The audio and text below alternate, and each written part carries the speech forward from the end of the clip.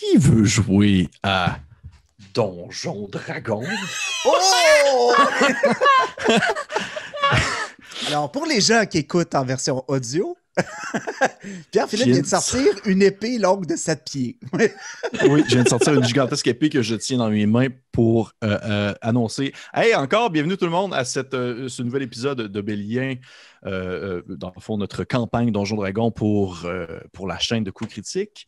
Je suis Pierre-Philippe Renaud, le DM de cette campagne, et je suis accompagné, comme d'habitude, de mes trois préférés, c'est-à-dire Francis, Annabelle et Félix. Bonjour vous trois, j'espère que ça va bien. Oh oui, ça va bien. To the top. Oui. J'aimerais ça d'ailleurs vous dire que ça fait au-dessus de 20 minutes que je tiens cette esti de grosse épée-là sur mes jambes et j'avais vraiment hâte de la lever pour vous la montrer. Parce que on joue à Donjon Dragon. Hey, c'est vraiment lourd en plus. Donc, hey, guys, on est rendu à l'épisode 4. C'est bien ça? Oui. Épisode 4, déjà. Aïe aïe. Avant qu'on commence, je pense, Francis, que tu voulais, dans le fond, me dire quelque chose de doux à l'oreille. Oui. Et comme d'habitude, merci beaucoup à notre partenaire officiel, Boutique Imaginaire. Yes! Boutique Imaginaire qui ont des succursales un peu partout, mais surtout qui offrent des produits pour tous vos hobbies préférés disponibles sur le web. Donc, allez sur imaginaire.com pour voir l'étendue de leur section jeux de rôle, par exemple. Vous pouvez aller voir dans nos descriptions les liens. Vous allez arriver directement dans cette belle section-là.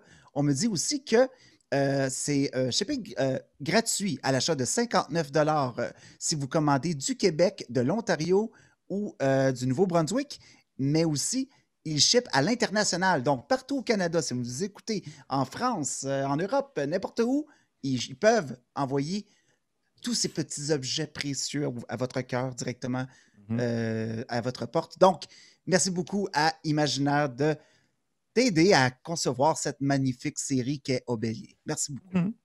Vous allez pouvoir un jour acheter votre petite figurine de Osnan à l'imaginaire. Ça va être vraiment incroyable.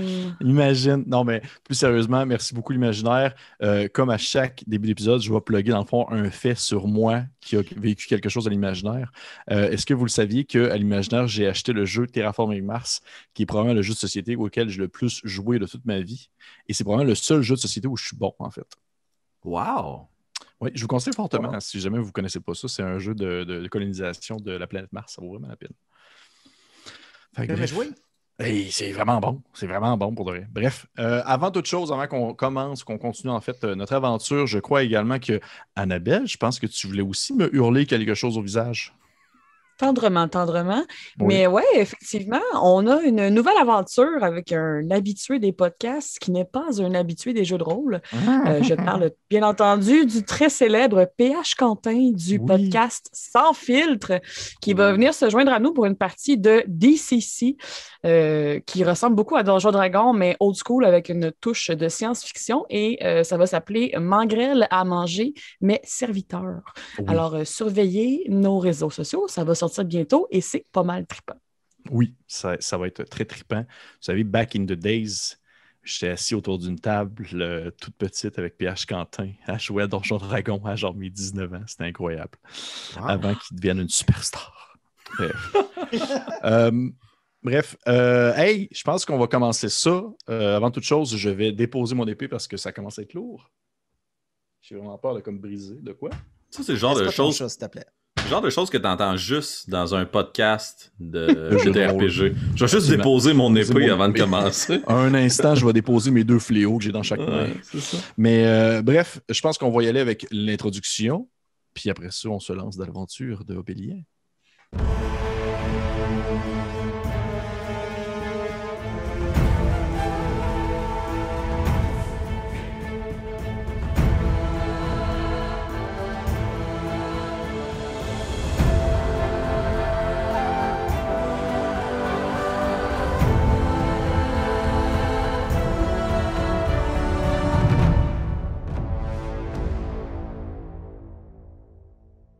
Petit récapitulatif du dernier épisode.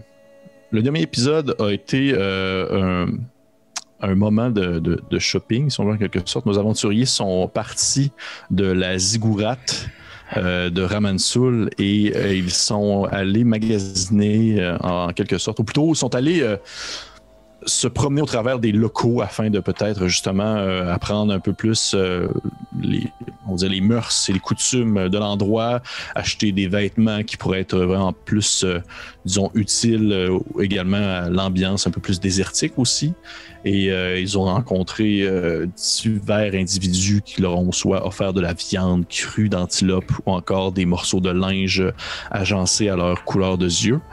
Et par la suite, nos aventuriers sont partis retrouver Albert du Grand Cœur, qui est dans le fond un membre impérial qui est venu se cacher dans le fond au sein de la faille de cette cité en ruine et qui se fait passer en fait pour un membre prestigieux de l'Empire et qui a donné dans le fond des terres qui lui appartiennent pas à Ramansul l'Immortel, qui est, je rappelle, un des grands individus qui se pense chef, roi de l'endroit, en quelque sorte.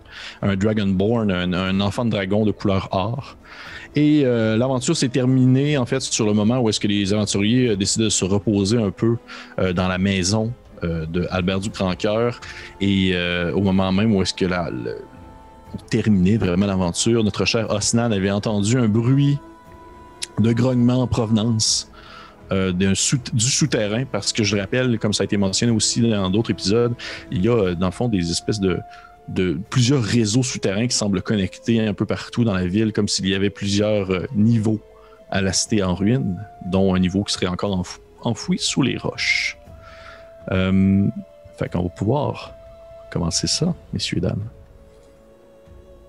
On commence l'aventure.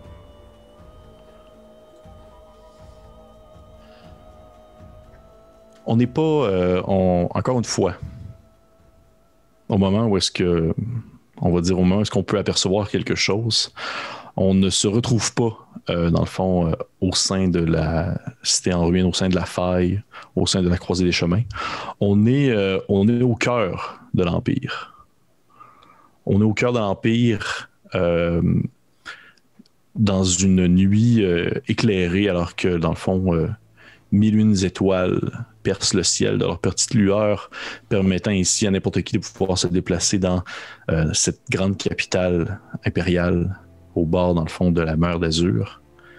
Et on voit en fait l'intérieur de la grande bibliothèque impériale, qui est un peu comme un lieu de savoir et de partage d'informations pour les gens qui viennent chercher compréhension et connaissance. Et on se situe à un endroit plus en hauteur, probablement un endroit qui est plus réservé à certains lettrés, à certains individus bien placés. Une espèce de grande salle circulaire située justement peut-être à un 3e étage de la bibliothèque, où une grande coupole vitrée, dans le fond, plane au-dessus, si on veut, des rangées de livres. Et cette espèce de grande section ronde est comme illuminée justement par les lueurs extérieures et le reflet de la lune également.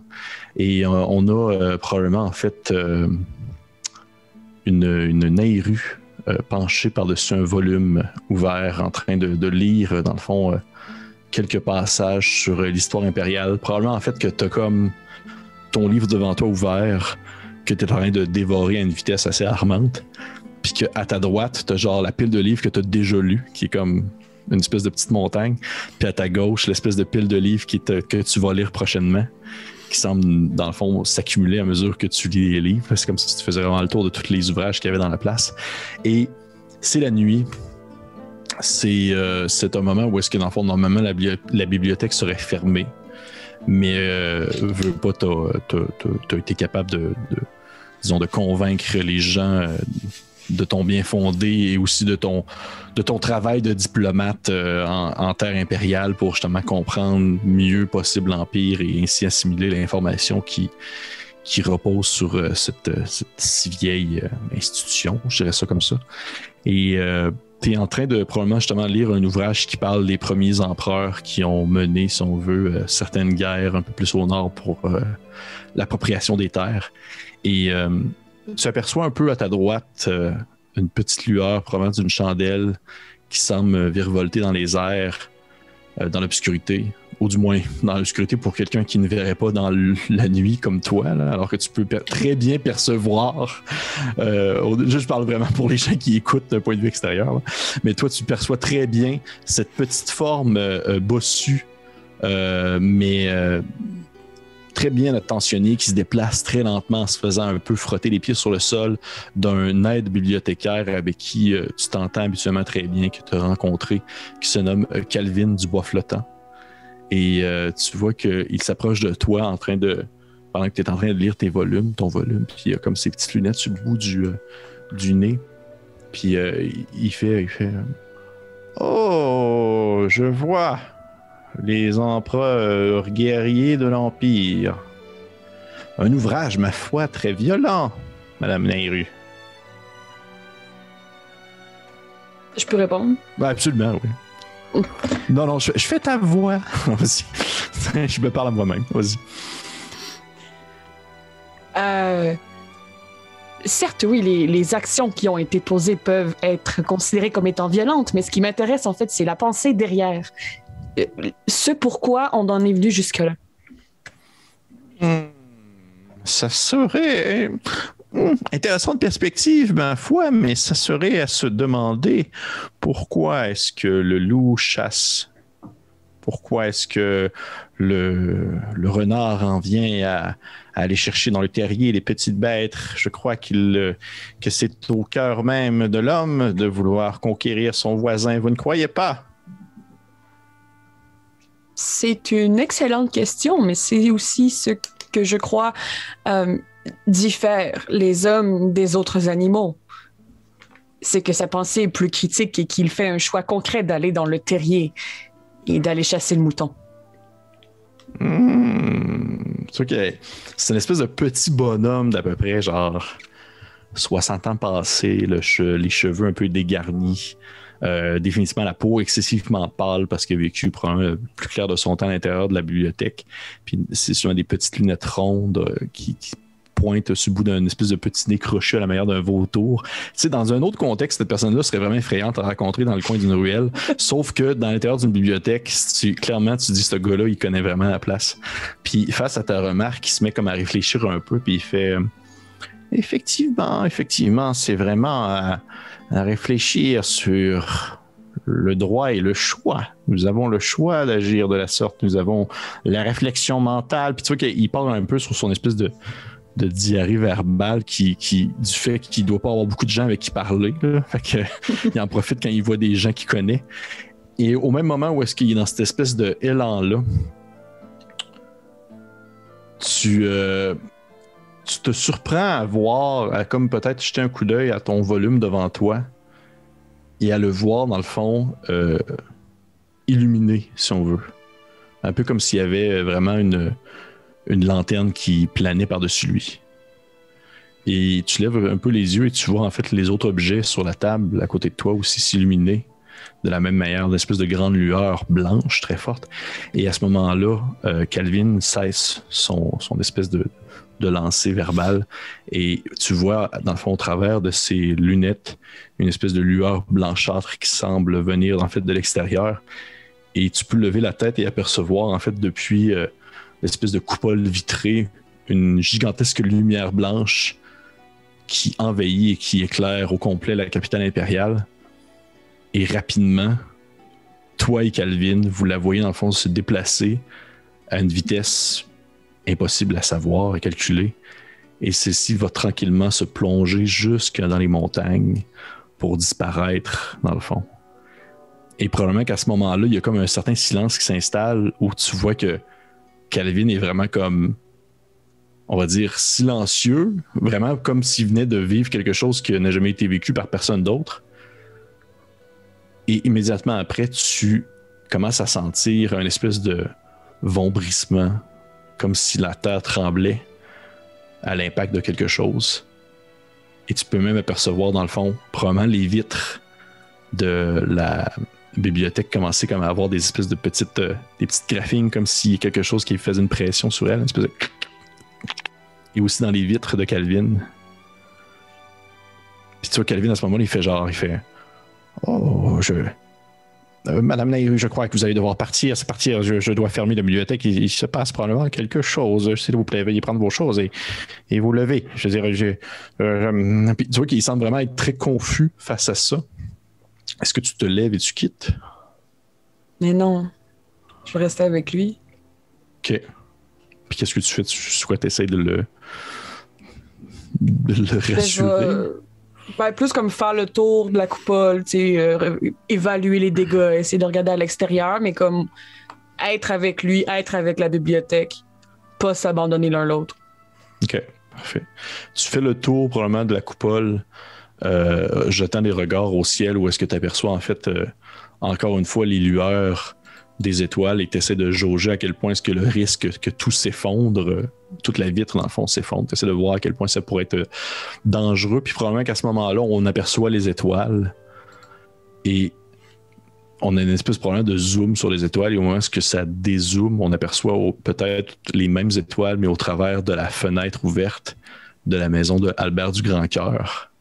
Et on vous retrouve les trois, en fait, à l'intérieur de la maison, alors que vous étiez en train de discuter, en train d'échanger sur différentes choses, et vous vous apprêtiez, je pense, peut-être bientôt à vous coucher, alors que Osnan t'entendait, en fait, du bruit en provenance du souterrain, une espèce de... Puis à mesure que tu t'es approché, en fait, de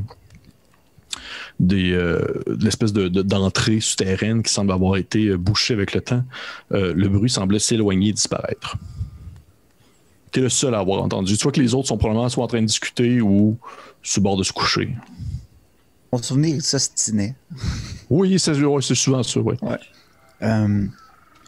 Du calme, vous deux. Fait que là, j'entends plus rien. Non. OK. Du grand cœur. Venez ici.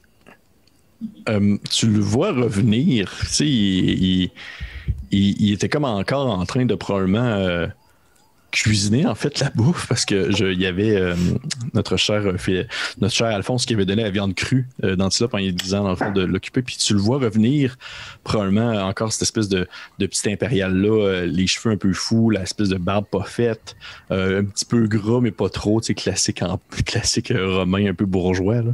Et il est dans son espèce de petite toche, puis il y a comme un genre de sarrau de cuisinier qui est comme placé, puis il est couvert de sang, probablement d'antilope. Puis il te regarde, il se tourne vers toi, en fait, puis il fait oui, qu'est-ce qui se passe? Qu'est-ce qui se passe, là? Je suis en train de vous du bruit. Oui. Ah, est-ce que ça ressemblait à une espèce de... Entre autres choses, oui. Qu'est-ce qui se cache derrière ça? Ah, vous savez, comme on le dit, hein, moins on pose des questions et mieux on dort tranquille. Et je n'ai jamais vraiment pris le temps d'investiguer la chose, comprenez? Je ne suis pas non plus assez fort pour transporter ces roches. C'est quand même des gros cailloux là, qui sont placés dans le trou. Là. Donc vous allez me dire que vous dormez dans cette demeure à tous les soirs avec ces bruits étranges qui sortent du plancher. Ah, mais ne pensez pas que c'est c'est uniquement pour moi. Ça arrive à la majorité des maisons qui ont un souterrain. Qu'est-ce qu'on raconte? Vous n'êtes pas curieux, mais vous avez sûrement entendu parler de quelque chose. Quelqu'un qui a investigué un peu plus loin que vous. Bah, écoutez, il y a des gens qui vont vivre dans ces souterrains. Certaines personnes n'apprécient pas nécessairement la lumière du soleil, ils préfèrent aller vivre dans des endroits un peu plus humides ou reclus. Il y a certaines personnes qui ont monté bivouac à l'entrée de certains tunnels. Certaines personnes se sont aventurées parce que il y a des rumeurs de trésors et d'autres choses. Je veux dire, ne veux pas, vous comprenez que c'est une ancienne cité qui vient d'être révélée. Vous ne pensez tout de même pas qu'il doit rien avoir dans ces souterrains. Donc, assurément qu'il y a des gens, mais quoi ou qui, je ne pourrais pas dire. Il n'y a pas personne de... Du moins, s'il y a eu des découvertes, les personnes qui les ont fait sont bien gardées de les garder pour eux, justement. Les pierres n'ont pas bougé? Jamais bougé? J'ai déjà entendu des petits grattements de petites roches tombées, mais rien de personne n'a tenté de soulever la pierre, vraiment, non. Est-ce que c'est tout? J'ai une antilope à faire cuire pour... Oui, allez-y. Parfait. Puis c'est qui retourne comme dans la cuisine. Je vais me diriger plus près de mes collègues. Il y a quelque chose en dessous. Pendant que vous querelliez, j'ai entendu du bruit. Et c'est inquiétant. Préféreriez-vous que nous passions la nuit ailleurs, Osnan? Je me fie à votre instinct de sécurité. Je propose de peut-être monter la garde. Chacun son tour, durant la nuit. Si les pierres n'ont pas bougé, il n'y a pas de raison qu'elles bougent vraiment ce soir. Et si c'est un peu partout en ville, on ne sera pas plus en sécurité ailleurs non plus. Fascinant que les gens d'ici côtoient une menace aussi grande au quotidien et que nul d'entre eux n'ait eu envie d'aller étudier le tout. Peut-être que demain matin, nous pourrions investiguer un peu plus. Demander des questions en ville. Les marchands sont ont toujours le verbe facile. Oui, puis certainement que quelqu'un est allé et en est sûrement revenu aussi, je veux dire. Il y a tellement de gens à l'intérieur de cette ville, je serais bien surprise que personne n'ait tenté le coup. J'imagine, je présume, mais si c'était ma maison, j'aurais rapidement tassé cette pierre et je me serais assuré de fortifier le lieu. Voyez-vous, il est important d'avoir main mise sur tout ce qui peut appartenir à cette cité. C'est ainsi que l'on établit un empire, Nairo. Bien entendu, mais nous pouvons d'ores et déjà établir que Monsieur de Grandcœur n'est pas une personne de l'Empire comme les autres. Nous n'avons pas tous les mêmes objectifs. Bon, laissez-moi... je vais sortir mon livre, puis la façon dont je m'imagine quand j'incante mes sorts, Pierre-Philippe, Char DM, c'est que dans le fond, il y a une relation très très forte avec mon livre, fait que je vais piger à l'intérieur mes composantes puisqu'il remplace toutes mes components qui ne sont pas d'une valeur monétaire. Fait que je vais piger dans mon livre, puis je sors des mots qui forment une toute petite clochette, puis qui est attaché à un long fil d'argent, puis je vais venir le placer à l'entrée, à proximité de cette pierre-là. Pendant 11 minutes, je vais réciter des incantations puis discuter avec mon livre. Puis je vais prononcer le sortilège alarme. Parfait. Tu vois que vous le voyez qui s'installe et qui se sort cette espèce de petit fil d'argent avec des petites clochettes qui commencent à l'installer autour de la grande roche. Et tranquillement, c'est comme s'il y avait comme un peu des excroissances fantomatiques de ses propres mains qui sortaient du livre et qui commençaient dans le fond à enchanter en quelque sorte la petite cordelette. Et subitement, au bout de quelques minutes, il s'arrête et cette petite cordelette-là semble un peu flotter de manière presque onirique autour de la roche, comme si elle était entre deux espaces-temps, on va dire. Et elle flotte tranquillement. Si nous avons à monter la garde, ce sortilège pourra nous prévenir si quelqu'un décide de passer par ici. Il ne pourra pas empêcher la dite personne de se rendre jusqu'à nous. Mais je crois que la menace la plus importante pour notre intégrité n'est pas dans ce tunnel. Puis je vais juste regarder la cuisine en direction de notre chummy qui est en train de faire la bouffe, là. Je n'ai pas confiance en cet impérial.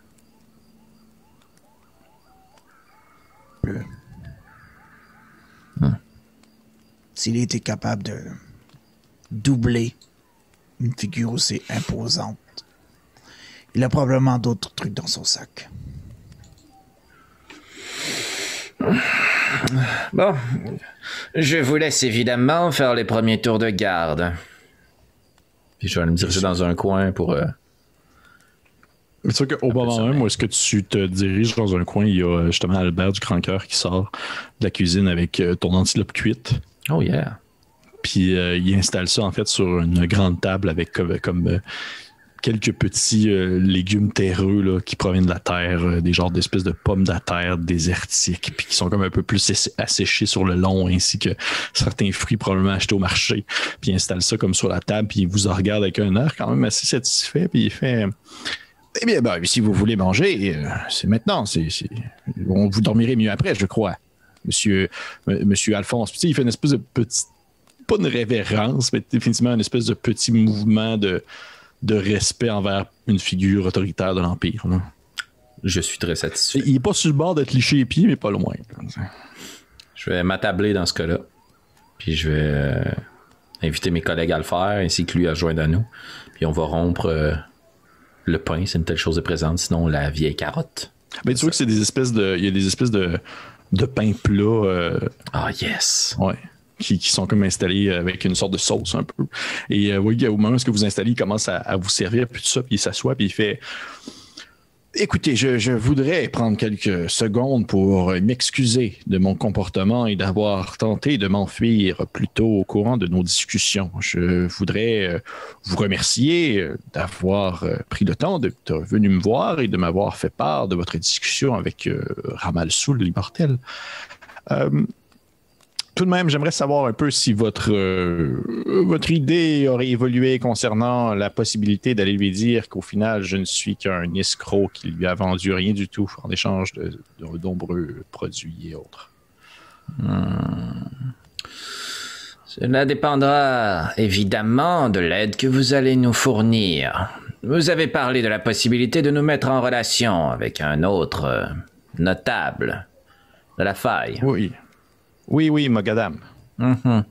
Rendez-vous utile et notre mémoire pourra s'effriter quant à l'affront que vous avez fait à l'Empire. Ah, absolument. Je pourrais aller vous présenter à Mogadam dès demain, si vous voulez, sans problème. Demain matin, aux premières heures, nous partons. Nous allons. C'est un peu plus. Il faut un peu plus s'éloigner, pas loin de la sortie de la ville. Ça va prendre quelques heures de marche. Mogadam a monté en fait un campement à la lisière de la ville. Et nous pourrons aller discuter avec elle à ce moment-là. Je ne suis pas seul à prendre les décisions pour notre groupe. La nuit nous portera conseil. Mais nous ne vous dénoncerons pas ce soir. Il y a comme un sourire un peu amer face à genre, qui n'est pas ce soir, mais peut-être après-demain. Okay. Il est comme, merci, c'est très apprécié. Si vous voulez, vous pouvez dormir dans le coin de sable là-bas. Là, c'est confortable. Puis, probablement qu'il finit de manger, à moins que vous ayez une conversation particulière avec lui au courant de la soirée, à moins que vous lui posiez des questions. Il vous laisse probablement finir de manger, puis il va lui-même comme se coucher dans une pièce à part, fermée. Je lui poserais peut-être des questions sur... juste les coutumes locales, les choses, peut-être les faux pas à éviter avec les habitants de la faille. C'est la première fois qu'on voit des Dragonborn. Fait qu'est-ce qu'on sait d'eux, comment ils sont, qu'est-ce qu'on doit dire ou pas dire, des choses comme ça. Là. OK. Je vais te demander de mon cher Osnan de me faire un jeu de persuasion, s'il te plaît. Certainement. Peux-tu utiliser mon strength parce que je suis vraiment beef et je suis vraiment imposant? Non, malheureusement. Persuasion? OK. Oui. 17. Ah, quand même. Tabarnouche. OK. C'est bon. OK. Tu vois qu'il fait un des éléments les plus importants à prendre en considération lorsque vous voyagez au travers de la faille, c'est l'aspect du bien matériel, dans le concept où, comme vous avez probablement pu le constater, l'argent monétaire, l'argent de l'Empire ne vaut pas grand-chose dans les environs. Le bien, ce que vous possédez, vaut pour tout. Mais surtout, ce que vous pouvez faire vaut pour encore plus. Alors, les personnes qui se font le plus d'argent présentement, ou du moins les personnes qui sont les mieux logées et nourries, ce sont les mercenaires, ce sont les chasseurs, ce sont les personnes qui sont capables au jour le jour d'accomplir des tâches permettant à des individus de survivre au quotidien. Également, outre, on va dire, ce que vous pouvez faire en tant qu'individu pour la survie, si on veut, d'un clan, par exemple, l'aspect le plus important, c'est l'eau. L'eau n'est pas... comment je pourrais dire? Je n'ai pas voyagé très loin en dehors de la cité GT jusqu'à la lisière de celle-ci pour voir la mer de sable qui s'étend à perte de vue. Mais je n'ai pas vraiment voyagé tant que ça, mais j'ai compris que la valeur de l'eau était pour beaucoup. Certains individus ont des capacités magiques de faire apparaître de l'eau et je dois dire qu'ils sont grassement payés en biens, en nourriture et entre autres, pour, dans le fond, user de leur capacité. Sinon, je sais qu'il y a quelques sources ici et là qui se déversent dans certaines coupoles de la ville, des sources qui semblent être souterraines, justement, et rapidement, les personnes qui ont pris possession, si on veut, de l'endroit des différents secteurs ont rapidement fait mainmise sur les différentes coupoles et vont, en quelque sorte, vendre l'eau contre certains biens. Donc, si jamais vous avez l'occasion de mettre la main sur des gourdes, des choses comme ça, je vous dis, gardez ça précieusement, ça vaut pour beaucoup. Oui. Sinon, concernant les faux pas, je ne saurais pas dire vraiment. Je dois vous avouer que, ultimement, l'Empire ne veut rien dire pour eux. Vous ne pouvez pas commencer à nommer l'Empire comme étant les décideurs de l'endroit. Il n'y a pas de décideur actuellement. Il n'y a rien du tout. Je vous dirais probablement de faire attention à ce que vous pourriez laisser derrière vous. Autant le bien matériel est important dans le contexte où est-ce que ce que vous possédez, c'est ce que vous êtes capable de transporter.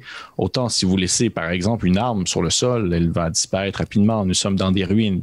Tout se trouve un peu partout à terre et les gens les ramassent comme si ça n'appartient pas à personne. Sinon, bien sûr, je ne pourrais pas vraiment dire. Cela dépend vraiment, en fait, avec qui vous faites affaire. Comme vous avez pu probablement le voir, Ramal Soul est un homme, ou du moins, ce n'est pas vraiment un homme ni une femme, c'est un individu d'une stature assez imposante qui aime beaucoup se vautrer un peu dans une certaine luxure. Il apprécie les bonnes choses de la vie, il apprécie les bonnes discussions. C'est un homme très cérébral, il a énormément de connaissances, alors que Moganda, c'est tout simplement le contraire, en fait. Si vous allez voir, si nous allons la voir demain, en fait, Mogadam, plutôt, désolé, vous vous rendez compte qu'elle est plus quelqu'un qui va être tourné vers le concret, vers le physique, vers les capacités martiales, entre autres. Donc, ce ne sera pas nécessairement la même approche.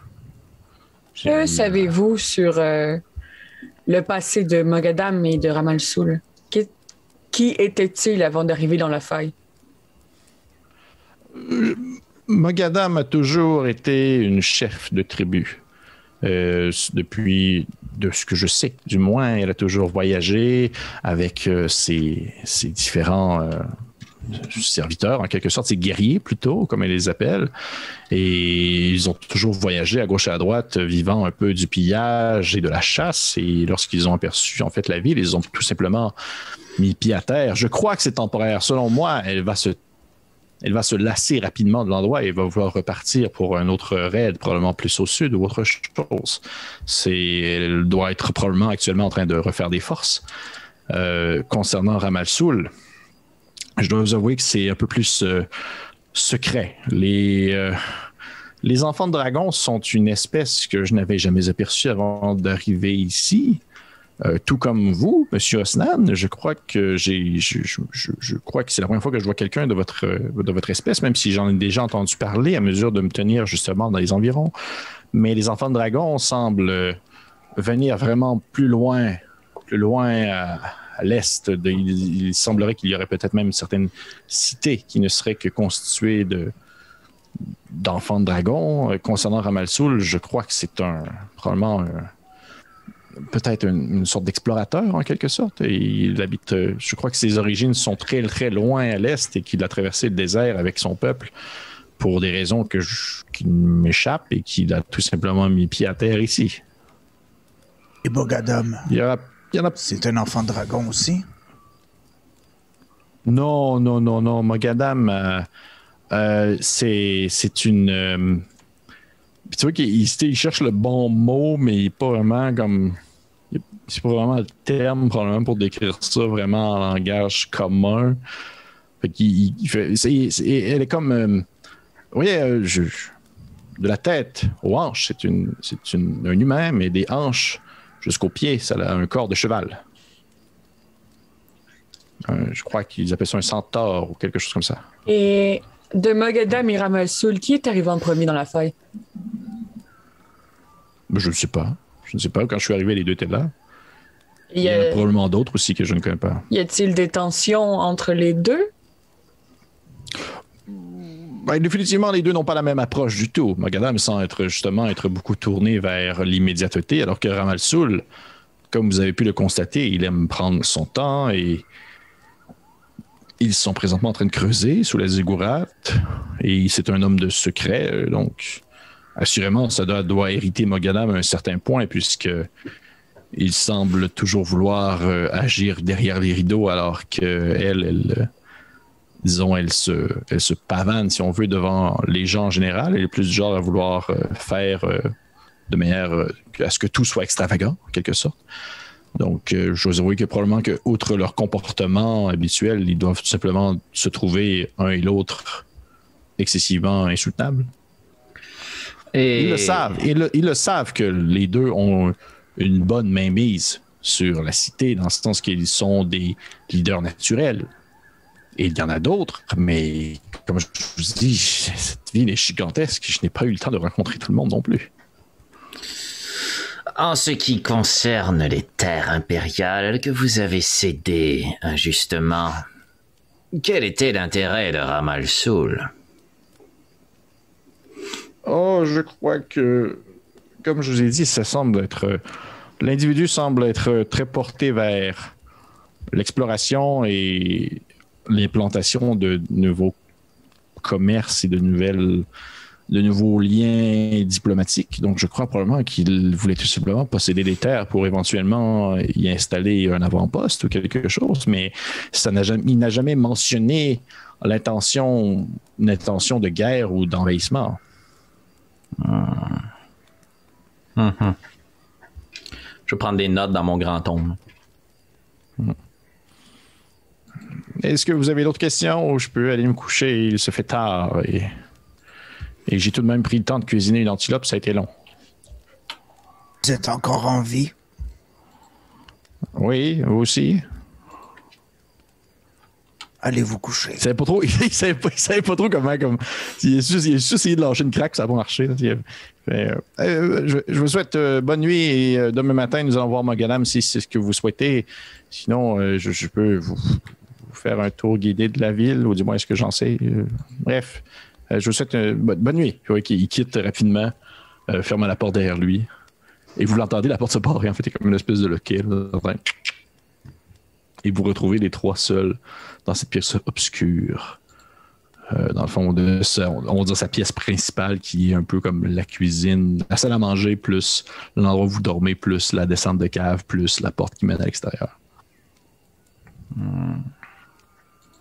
La journée a été longue. Beaucoup de rencontres. Beaucoup de choses. Allez vous coucher. Je prends le premier tour et... Qui je réveille? Vous viendrez me chercher et nous laisserons Alphonse dormir pour toute la nuit. J'ai besoin de moins d'heures de sommeil que vous et il semble bien fatigué, pauvre monsieur. D'accord, mademoiselle Nero. Mon cerveau consomme excessivement d'énergie. J'ai besoin de davantage de repos que les esprits simples. Continuez de vous convaincre. Bonne nuit, Alphonse. Bonne nuit à vous aussi. Puis juste avant d'aller me coucher, je vais prendre, comme c'est mon habitude, tour à tour, une journée après l'autre, avant d'aller dormir, je vais rouvrir mon tome, puis sûrement reprendre là où j'avais commencé une discussion avec Osnan par rapport à sa culture, ses origines, le fonctionnement de sa divinité, sa religion, son peuple. Puis je note tout ça à l'intérieur de mon grand tome. Puis ensuite de ça, je vais aller me coucher. Osnan, pour ça, il va probablement répéter les mêmes choses qu'il t'a racontées depuis le début. Comme quoi, Gourn est puissant, Gourn l'accompagne, Gourn est la force du peuple des Uka. Puis c'est pas mal ça. Cool. Un jour, j'aurai quelque chose de neuf. Un jour. Parfait. Fait que tu vas faire ton tour de garde, mon cher mon cher Osnan, est-ce que c'est assez particulier parce que tu fais un tour de garde comme à l'intérieur d'une maison fermée.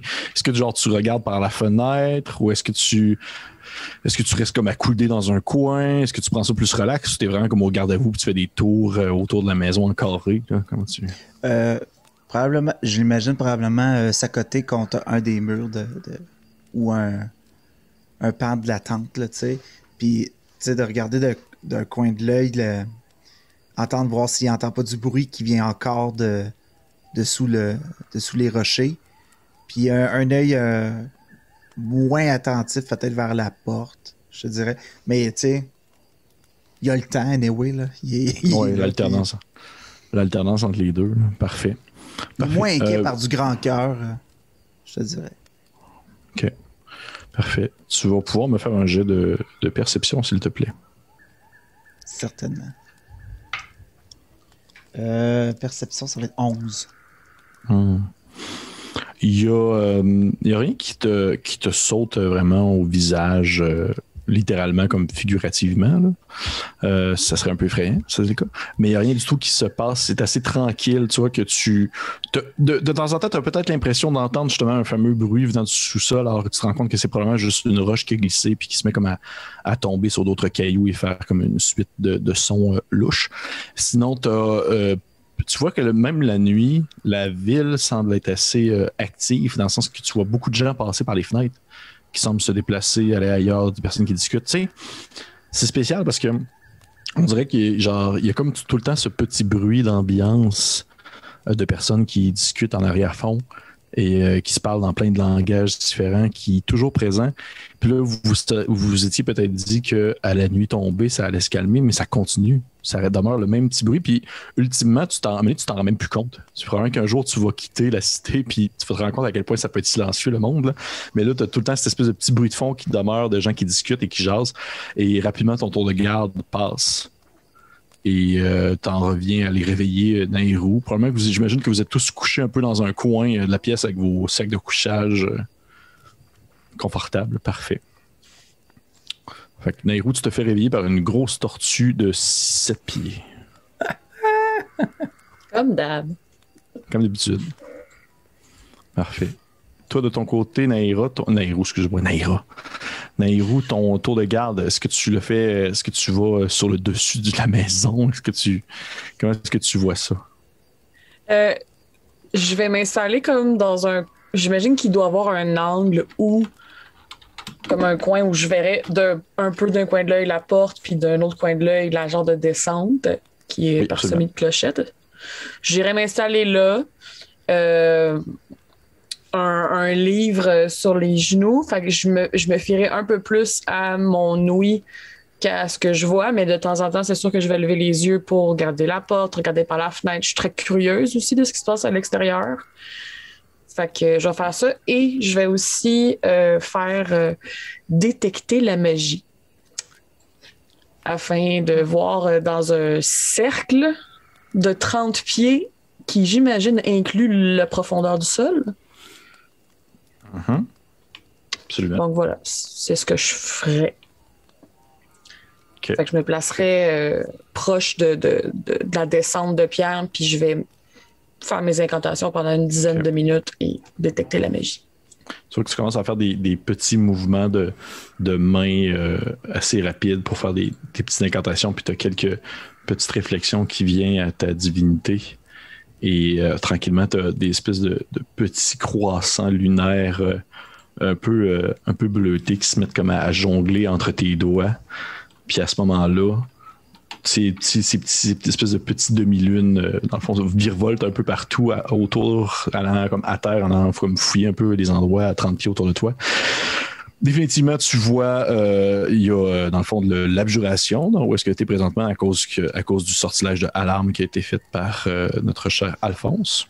Mm-hmm. Tu vois également qu'il y a de l'enchantement qui semble provenir de la pièce de l'autre côté où dort notre cher monsieur Albert du Grand-Cœur. Et tu vois qu'il y a également, je te dirais, juste pour être sûr que je ne me trompe pas, je vais dire ça juste pour être sûr, je crois que c'est Ça, on va checker c'est quoi Fireball. Puis là, Ouais. Non. un peu d'évocation, comme même. Bang! Un peu, juste pour être sûr.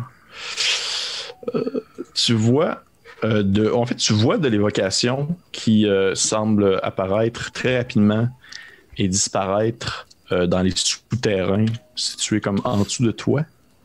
Une espèce de. Comme s'il y avait un blast d'évocation qui se fait et qui disparaît. Puis à ce moment-là,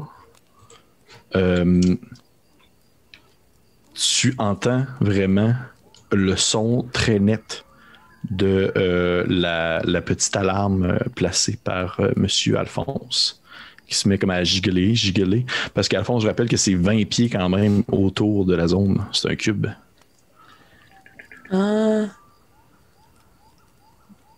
Ouais, parfait. M'en va de cœur. Fait que tu sais, dans le fond, que toi, tu pas ça? Je me suis trompé. C'est parfait, c'est pas grave. Je vois long de même. Ouais, ok. Puis dans le fond, tu vois en fait que probablement que ça a comme touché dans le 20 foot cube de l'endroit. C'est-à-dire en dessous probablement de la pierre, quelque chose qui est passé dans la zone. Puis à ce moment-là, il y a justement l'espèce de petit son, si on veut, d'horloge qui se fait entendre, l'espèce de... Puis ça devient assez strident à un point où est-ce que ça vous réveille, Alphonse et Osnan, assez rapidement. Probablement que vous aviez eu comme un bon 6 heures, 6-7 heures de sommeil, là, surtout Alphonse. Là, je considère que tu as ton sommeil long de fait. Là. C'était vraiment sur la fin du tour de Annabelle, de Nariu. De ton côté, Osnan, malheureusement, c'est plus comme un sommeil court que tu as pu faire. Tu n'as pas eu le temps de faire un sommeil long là-dessus. Correct. Vous vous réveillez alors que cette espèce de petite alarme-là se met à vibrer. Et c'est comme si, en quelque sorte, c'est comme si l'espèce de petite cordelette bleue se mettait comme à jongler un peu dans tous les sens, vibrant et sonnant de manière de plus en plus stridente. Est-ce que ça l'arrête un moment donné, Alphonse, juste pour être sûr, ton spell, ou c'est comme dès que la personne a... Dans le fond, moi, j'imagine que je peux l'arrêter. Okay. Ça dure 8 heures. Mais je pense que, tu sais, quand c'est trigger, ça fait du bruit. Tu sais, dans le fond, ça simule comme s'il y avait un fil avec une cloche. Ouais. Et si quelqu'un l'accroche, ça va être cling, cling, cling, cling. OK, ben tu vois qu'à un moment donné, à un certain point, ça l'arrête parce que la personne n'est plus dans la zone. Est-ce que les pierres ont bougé ou clairement c'était genre très loin dans le tunnel puis ça n'avait pas rapport avec... Je ne saurais pas dire si les pierres ont bougé pour de vrai. Du moins, les pierres qui sont à la surface, où est-ce que vous êtes, ne semblent pas avoir bougé. Peut-être que les pierres plus en profondeur ont été comme déplacées, mais définitivement, vous, non. OK. Qu'est-ce qui se passe? Mon alarme a été déclenchée. Nairo? Non, c'est bon, vous m'avez lancé clairement.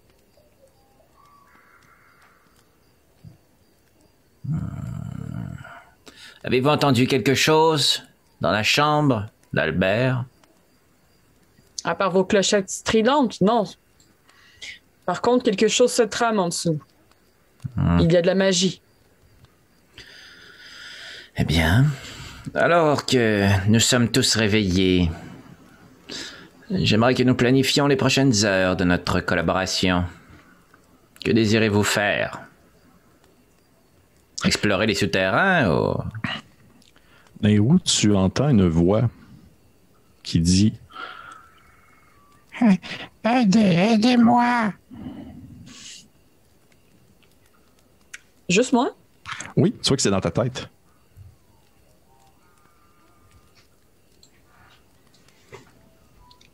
Avez-vous parlé, Alphonse?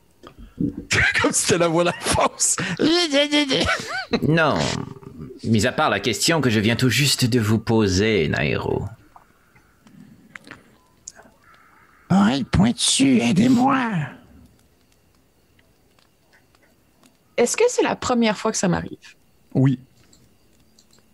Non, c'est pas un trouble dans ta famille. Je m'informe.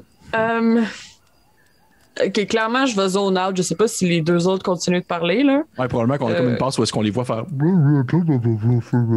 on est juste comme dans ta tête où est-ce que tu t'écoutes la voix, là.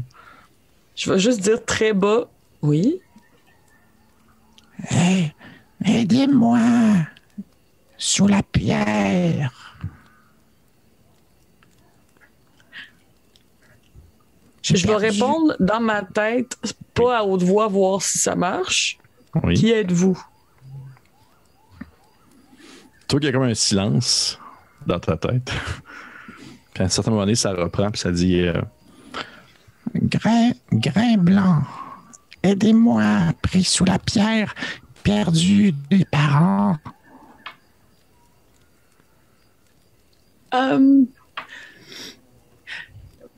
Donnez-moi un instant, d'accord? Je vais le mettre sur hold dans ma tête. Là. Excellente suggestion, Osnan. T'es en train de discuter. Bien la première fois que vous êtes d'accord avec moi. Nous avons un léger problème, mes amis.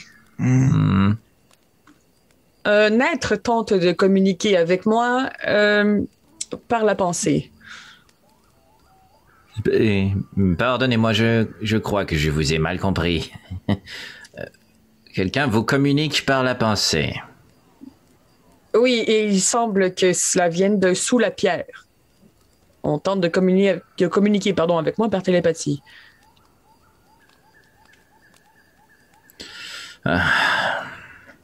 S'approche, aidez-moi. Et cela semble urger. Osnan, vous croyez-vous en mesure de déplacer cette pierre? Je regarde les pierres. C'est une grosse job. Il n'y a rien qui peut aller à contre-courant de tes gigantesques muscles. Oh, c'est très faisable. Donc, on se jette dans la gueule du loup. Mais attendez. Je ne sais pas si c'est quelqu'un qui nous veut du bien ou du mal. Je sais juste que c'est quelqu'un qui tente de communiquer avec nous. Qu'est-ce qu'elle vous dit? Qu'elle est en détresse. Écoutez, Nairo, les choses sont assez simples. Vous êtes la seule à entendre une voix dans votre esprit. Vous êtes donc la seule à qui nous pouvons confier la lourde responsabilité de prendre une décision. Aidons-nous ou ne nous aidons pas. Aidons-nous ou nous n'aidons pas. Voilà, pardon, un peu de sommeil. Cette chose sous la pierre. Y aurait-il moyen seulement de soulever quelques pierres et jeter un coup d'œil à ce qu'il y a sous nous sans nécessairement ouvrir la porte béante à ce qu'on puisse y entrer ou que quelqu'un puisse en sortir? Ça manque d'action aussi. Puis là, Osnan se rend aux pierres. That's it. Puis, pogne une pierre, puis il fait « Regardez! » Puis... OK. Tu commences à enlever quelques rochers. Ouais. Je vais te demander à Osnan de me faire un petit jet d'athlétisme, s'il te plaît. Armure de mage. Wow. Sur 21. toi-même. OK. Tu vois que tu soulèves des roches. Il y a comme genre une espèce de focus sur tes gigantesques muscles suintants de tortue, j'imagine.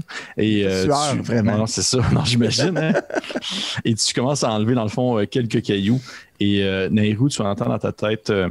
Les peaux sèches arrivent, aidez-moi. Je vais lui demander, êtes-vous en mesure de grimper jusqu'à nous? Jusqu'à la surface? La personne ne semble pas te répondre. Tu réussis à enlever quelques rochers, Osnan, et à un certain moment donné, vous apercevez l'entrée, dans le fond, d'un souterrain, d'une espèce de on dirait un escalier de pierre avec des espèces de marches qui sont très larges et très épaisses et qui semblent justement s'enfoncer dans les souterrains de la cité. Une des nombreuses portes d'entrée permettant d'accéder à un autre niveau de cette ville encore en semi-enfouie. Tu te dis, Osnan, rendu là, tu as deux choix qui se présentent à toi. Soit que tu continues à enlever des pierres à ce rythme-là et c'est sûr qu'à un certain moment donné, les pierres ne s'enlèvent pas comme un bloc Lego, dans le sens que tu fais pas comme juste enlever les pièces sur le dessus puis ça s'enlève de même. C'est que ultimement tu te dis, soit j'y vais vraiment rapide puis ça s'enlève puis qu'il y a un pourcentage de chance que le reste s'effondre puis dans le fond tombe dans les très fonds, si on veut, du tunnel, ou soit je prends plus mon temps puis je calcule puis j'essaie de voir quelle pierre je peux enlever sans tomber, faire tout tomber puis éventuellement faire une belle entrée pour tout le monde. Osnan n'a pas vraiment ce genre de stratégie-là dans sa tête. Il va probablement enlever le plus vite possible ces choses. Puis de toute façon, si ça tombe, ils n'auront pas. C'est tout. Fait que... Parfait. Tu vois que tu commences à enlever les pierres rapidement et à un certain point, justement, il arrive ce qui devait arriver. Tu vois, tu enlèves une pierre, il y a une espèce de craquement, un peu comme s'il y avait de la pierre qui se frottait entre elles, un frottement assez sec. Et soudainement, il y a un éboulis, dans le fond, de plusieurs cailloux qui se mettent comme à tomber à l'intérieur du tunnel, s'enfonçant plus profondément dans la noirceur, dans l'obscurité, déboulant les escaliers. Et à ce moment-là, il y a une espèce de grand... alors qu'il y a une gigantesque effet de poussière qui remonte à la surface et qui, dans le fond, envahit un peu la pièce où est-ce que vous êtes, vous étouffant temporairement. Là, vous toussez un peu de vos poumons alors que le sable commence à retomber tranquillement. Je vais combiner 2 cantrips super rapidement. Je vais faire prestidigitation pour faire un petit souffle de vent, dissiper la poussière, prendre un petit caillou au sol, faire lumière, puis le laisser tomber dans le trou. OK. Tu le laisses tomber dans le trou. Tu vois que tu fais ton jet de prestidigitation, ton espèce de main bleue se met comme à tasser un peu, une espèce de main bleue comme un peu en éventail, se met comme à brasser un peu la poussière puis à tasser ça. Puis après ça, tu pognes le petit caillou se met à illuminer d'une lueur bleutée mauvâtre que tu lances aussi dans le trou et celui-ci se met comme à débouler quelques marches en fait pour finalement atterrir sur... En fait, non, tu vois qu'il déboule des marches et à un certain point, sa vélocité diminue à un point tel où est-ce qu'il arrête sur une marche. Comme si ça descend vraiment quand même longtemps dans cet escalier-là. OK, wow, c'est quand même profond, là. Ouais. C'est un escalier genre en colimaçon? C'est un escalier en ligne droite? Non, c'est un escalier en ligne droite. OK. Je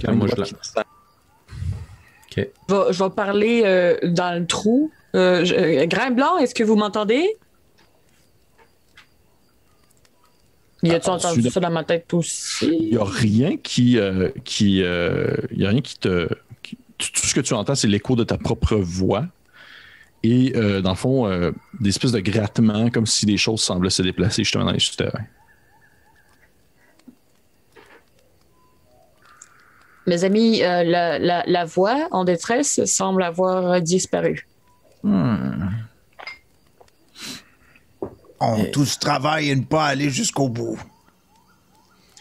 Écoutez, une option qui s'offre à nous serait de descendre vers la créature qui doit toujours être en détresse et peut-être dans l'impossibilité de communiquer. Aidez-moi! Et la revoilà. Je suis pris entre le coin de mur. Est-ce que vous voyez la pierre qui brille? Non, il y a trop de peau sèche. Je dois me cacher. Qu'est-ce qu'un peau sèche? Allô? Tu sais qu'il sait pas vraiment comment répondre à cette question-là. Son vocabulaire est peut-être pas assez développé encore, son enfant. Là. Je suis désolé avec ma voix d'enfant. Aidez-moi. Ça confirme une information. Est-ce que tu as cette discussion-là dans ta tête ou toi tu réponds en voix haute, Nairo? Je réponds à voix haute rendu là. Okay, ben, j'ai plus de secret. Voyant un peu que la situation stagne, je vais essayer de pousser dans le dos d'Osnan, puis on descend. Là.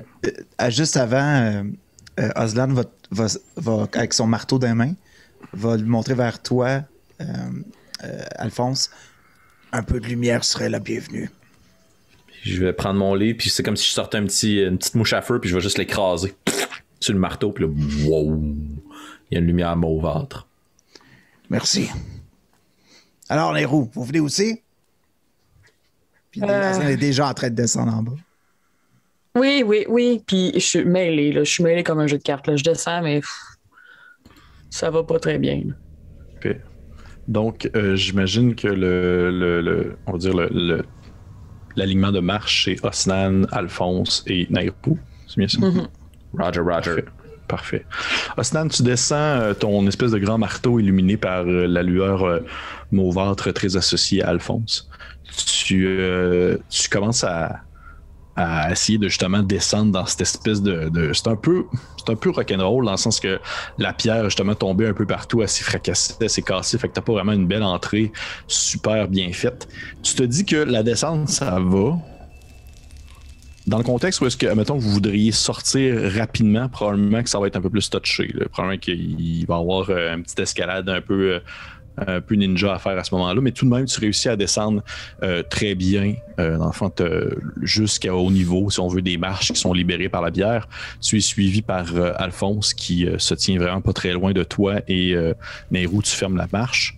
Vous avez encore derrière vous cette espèce de, on dirait l'effet de lumière ambiant qui est causé par la pièce située au-dessus de vous.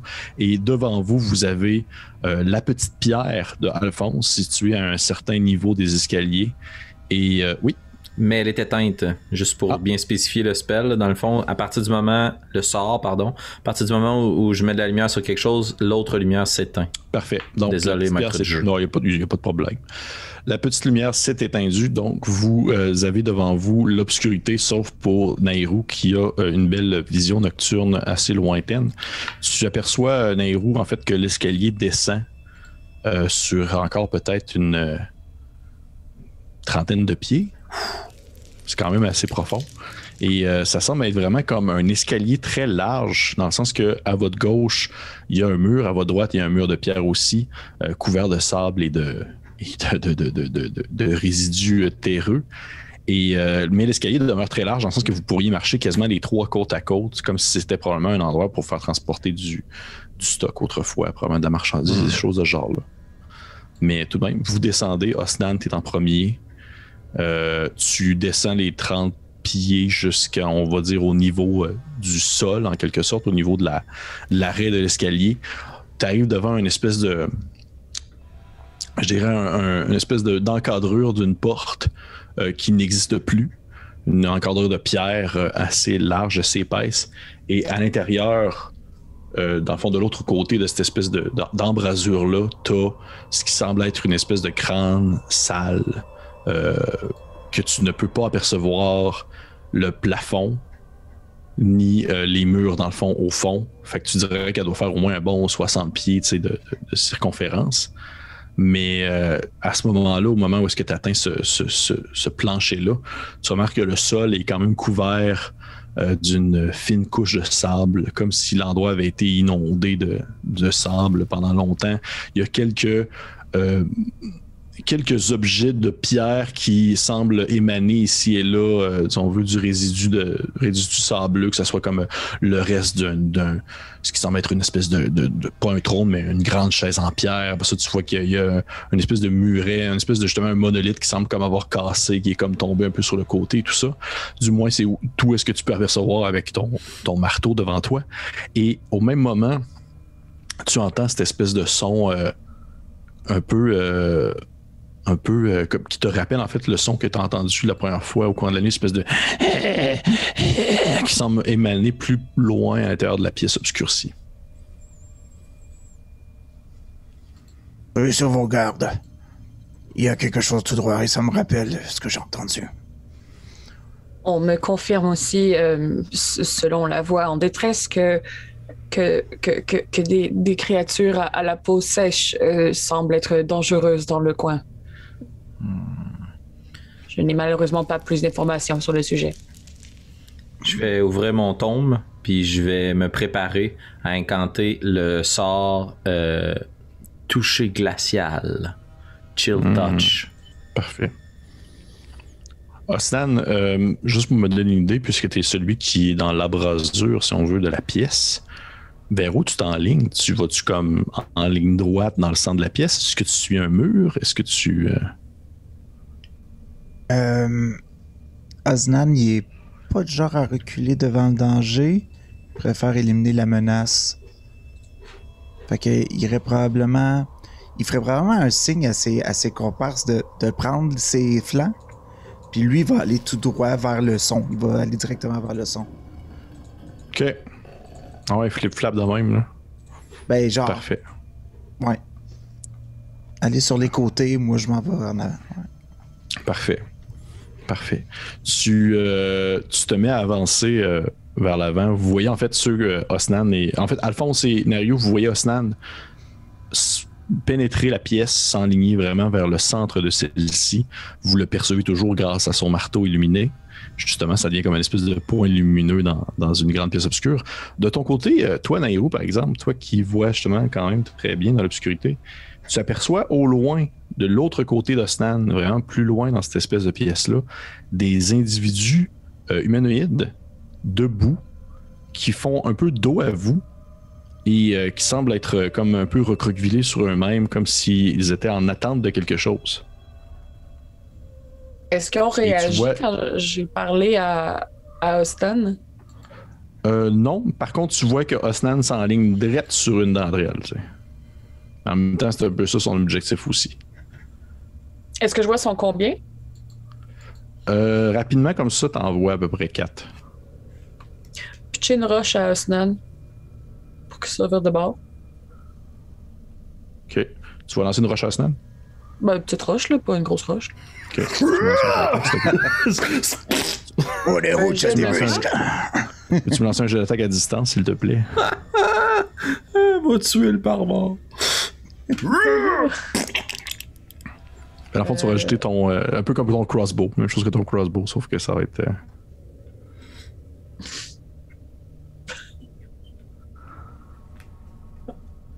7.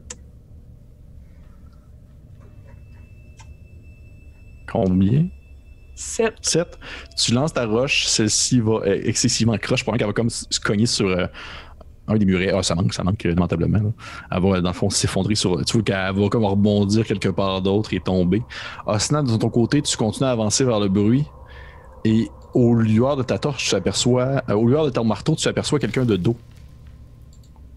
Ça semble être un humain qui se tient un peu recroquevillé sur lui-même. Il est en espèce de vieil habit, on va dire défriché. Bien délavé, aux 3/4 déchiré.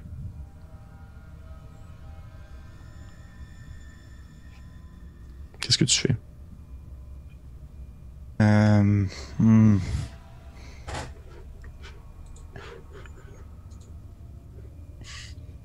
Qui êtes-vous?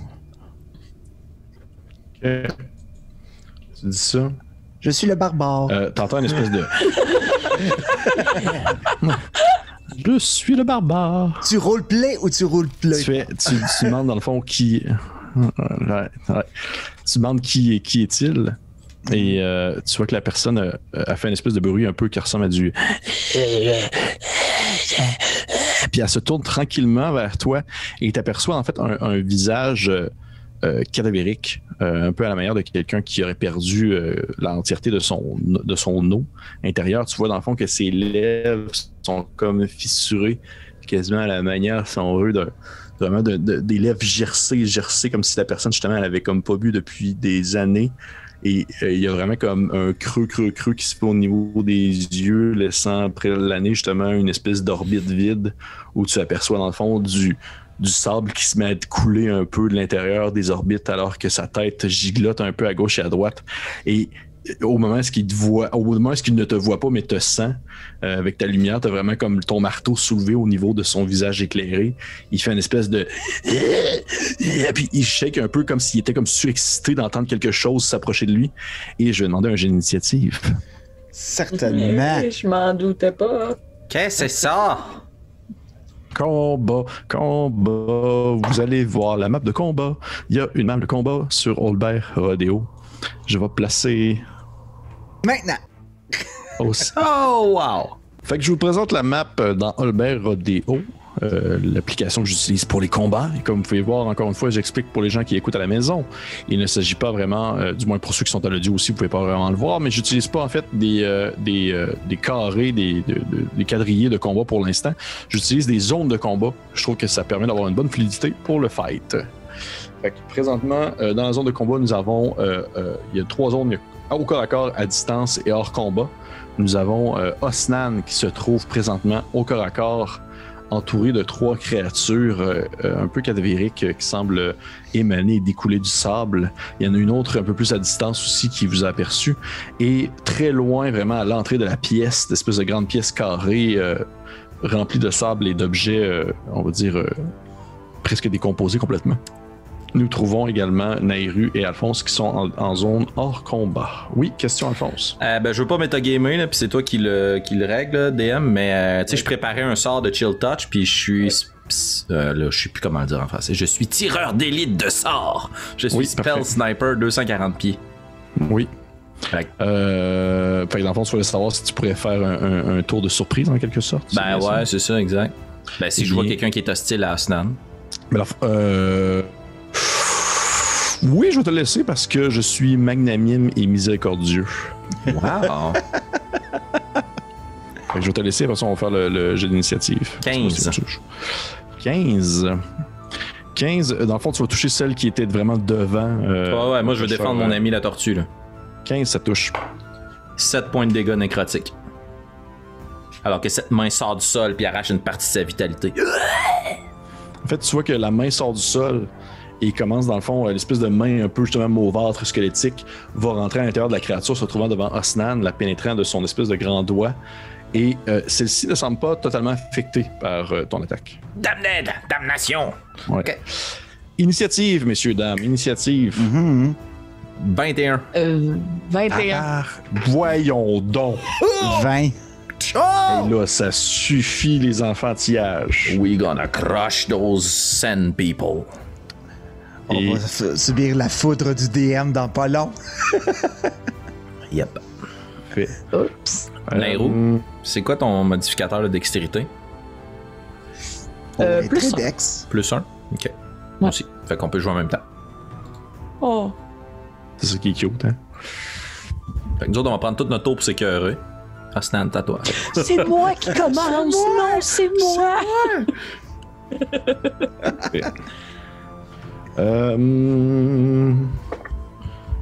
C'est effectivement vous qui va commencer de toute façon. Les autres sont vraiment très lents.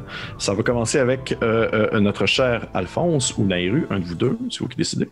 Vas-y, Nairou, ça va influencer mes actions, je pense. Ben, je me rappelle que notre ami Albert nous avait dit que ça semblait être des créatures qui craignaient la lumière du jour et donc qui ne sortaient pas nécessairement dehors. Et en pensant à ça, je casterais thaumaturgie et je lancerais comme une boule de lumière dans toute la pièce. Thaumaturgie, dans le fond, permet de faire une boule de lumière qui va illuminer jusqu'à genre combien de pieds? Est-ce que c'est spécifié? J'ai pas la largeur, j'ai le temps. C'est littéralement un flash de lumière, comme un flash d'appareil photo. Ok. Dans le fond, c'est comme un coup, là. C'est vraiment plaque. Ouais. Ça apparaît puis ça disparaît. Ok, parfait. Tu vois, dans le fond, tu fais l'espèce tu lances dans le fond, tu émanes de tes mains une espèce de lumière justement un peu bleutée, des filaments qui se mettent à parcourir un peu la pièce et qui vont se propulser jusqu'au centre de celle-ci. À ce moment même, il y a une espèce de lune pleine qui apparaît, qui illumine au complet la pièce durant quelques secondes. En fait, le temps d'un clignement des yeux. C'est quoi votre perception passive, messieurs, dames? 14. 10. Oui. Pardon. Je sais pas. À gauche, dans ta fiche de personnage, en dessous de tes saving throws. Oui, c'est 15. OK. Alphonse et Nairou, même si vous êtes les plus loin qu'Alphonse est plus proche, vous apercevez, durant ce petit flash de lumière instantanée, derrière une espèce de colonne de pierre effondrée, une petite forme humanoïde qui semble se cacher. En fait, ok. la créature. Ça semble être la personne dont tu as fait mention, avec qui tu as parlé, Nairou. Je vais d'ailleurs, justement, puisque maintenant vous savez qu'elle est là, la placer dans la zone de combat à distance. Ce DM est incroyable, sérieux. Un peu comme toi. Ah! Ben, d'ailleurs, je conseille fortement d'aller écouter l'appel de la faucheuse sur... ça brasse. Sur Get a room. Parfait. Fait que je vais mettre la petite créature ici. Donc, le petit flash de lumière se fait. Vous voyez les créatures placées au centre de la pièce autour de Osnan font une espèce de... comme de surprise alors que ce flash-là apparaît. Vous ne savez pas à quel point ça les a affectés, mais du moins, ça semble les avoir comme surpris. Vous avez eu le temps de les apercevoir, en fait. Je vous dirais, là, ce que vous avez vu autour de Osnan rapidement, puis toi aussi, Osnan, tu en as peut-être même vu que tu pensais qu'elles n'étaient pas dans ton angle de vue, dans ton angle de vue de mort, tu les as aperçus au moment où ça l'a flashé. Vous apercevez, dans le fond, celui en avant de Osnan, qui est comme le crâne, en fait, qui est comme justement une espèce de bonhomme, un être humain humanoïde desséché dans lequel émane et coule du sable sans arrêt. L'espèce de bouche ouverte avec une langue, vous apercevez que c'est sensiblement la même créature, Sauf qu'au lieu d'être un humanoïde, c'est un homme lézard, c'est un lizard folk qui est comme dans cette espèce d'état un peu décomposé, desséché, dans lequel son espèce de grande bouche émane, dans le fond, encore une fois, du sable qui coule. Celui situé, dans le fond, à gauche de Osnan, l'espèce de bonhomme que je bouge présentement, un genre de petite fleur, on dirait, c'est, vous voyez, ça ressemble aussi à un humanoïde, sauf que celui-ci, le sable semble être un peu comme en espèce de stagnance autour de lui, comme s'il flottait en quelque sorte, un peu comme, genre, on dirait comme quasiment des microbes en quelque sorte. Nice. Ça semble comme être des microbes qui semblent flotter autour de lui et il semble être comme gonflé, comme s'il était comme peut-être sur le point d'exploser ou quelque chose dans ce genre-là. Et vous en apercevez un autre plus loin, qui est comme vraiment à zone à distance, qui ressemble vraiment beaucoup au premier, c'est-à-dire un être humain desséché aussi, qui semble remarquer qu'il se passe quelque chose au centre de la pièce. Très cool. Parfait. Fait qu'on commence. Nairu, t'as fait ça. Est-ce que tu faisais autre chose? Est-ce que tu t'approchais en zone à distance? Non, je vais me diriger vers l'enfant créature. Parfait. Tu vois que je considère que tu n'as pas le temps de te rendre ce tour-ci, tu vas avoir le temps de te rendre au prochain tour. Parfait. Puis peux-tu lui dire comme j'arrive? Absolument. Dans ma tête? Tu le penses, tu sais pas s'il reçoit ton information, mais tu penses, hey, j'arrive. On va voir s'il va réagir à ça. Parfait. C'est au tour de Alphonse. Excellent. Je veux lancer un sort avec une distance de 90 pieds. Dois-je me rapprocher davantage? Oui, je te considère, à partir du moment que tu vas comme être vraiment dans le combat en soi, je te considère à distance. Excellent. Alors, je m'approche à distance. Je vois Osnan qui est entouré. Je plonge mon doigt à l'intérieur de mon livre. Je le lève dans les airs, puis je le crains en arrière de moi, puis je donne un coup de fouet de flamme qui va s'abattre sur la créature gonflée à côté de moi. Pour les amateurs de Spellbook, c'est Tasha's Mind Whip, mais comme je suis un Wizard Order of Scribe, je peux changer le damage type pour un autre type de dégâts dans mon livre. Je m'excuse à tous les amateurs de la langue française que je viens d'offenser. C'est pas grave. Fait que là, ça va être des flammes. C'est un Intelligence Saving Throw. Un jet de sauvegarde d'intelligence. Parfait. Hey, la banque. Et ce sera... Intelligence Saving Throw. Ah ouais. C'est hot, hein? Parce que dans la base, c'est des dommages psychiques. Psychiques, ouais, c'est ça. Ok, ça va être 12 points de dégâts de feu. Et tu as le choix. À ton tour, créature avec des microbes autour d'elle, tu peux faire soit une action, soit un mouvement, soit une bonus action. Ok. Parfait. Vous voyez, dans le fond, la pièce obscurcie se faire illuminer alors qu'un gigantesque fouet de flammes se déroule, traverse la pièce et va se fracasser sur la créature à côté de toi, Osnan, une des créatures qui était comme un peu plus boursouflée. Tu vois les flammes la fouetter, l'embraser en quelque sorte. Celle-ci est encore debout. Tranquillement, le feu commence à prendre sur sa chair et commence à pourrir et elle ne semble pas vraiment être affectée émotionnellement par l'attaque parce qu'elle semble être morte, mais tout de même, son corps charnel semble être touché par les dommages. Nous en sommes. Est-ce que tu fais autre chose, Alphonse? Donne-moi juste 2 secondes, je check quelque chose. Non. Parfait. Nous en sommes maintenant rendus à Osnan. Je vais rager. Ben rager. Oui. Et sa queue va comme grandir encore. Sa queue pleine d'épines. Et il va prendre